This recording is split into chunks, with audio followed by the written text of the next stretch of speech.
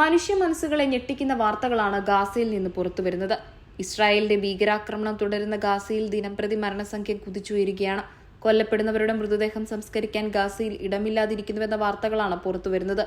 ദിവസേന നൂറുകണക്കിന് പലസ്തീനികളുടെ മൃതദേഹങ്ങളാണ് ഗാസയിൽ മറവ് ചെയ്യേണ്ടി വരുന്നത്.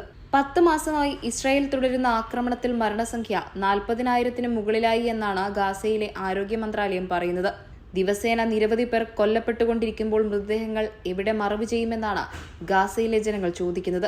പലപ്പോഴും കൂട്ടമായും ഒറ്റയ്ക്ക് മൃതദേഹങ്ങൾ സംസ്കരിക്കേണ്ടി വരുന്നു. കുട്ടികളടക്കം കൊല്ലപ്പെടുന്നു. വെടിനിർത്തൽ ചർച്ചകൾ ഒരു വശത്ത് പുരോഗമിക്കുമ്പോഴും ഗാസയിൽ ആക്രമണം തുടരുന്നു. കുട്ടികളടക്കം നിരവധി പേരാണ് ശനിയാഴ്ച നടന്ന ആക്രമണത്തിൽ കൊല്ലപ്പെട്ടത്. വീടുകൾക്ക് നേരെയും ആക്രമണം നടക്കുന്നു.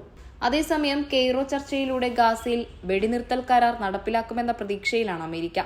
അടുത്തയാഴ്ച അവസാനത്തോടെ കെയ്റോയിൽ വെടിനിർത്തൽ കരാർ പ്രഖ്യാപിക്കാൻ കഴിയുമെന്നാണ് അമേരിക്ക പറയുന്നത്.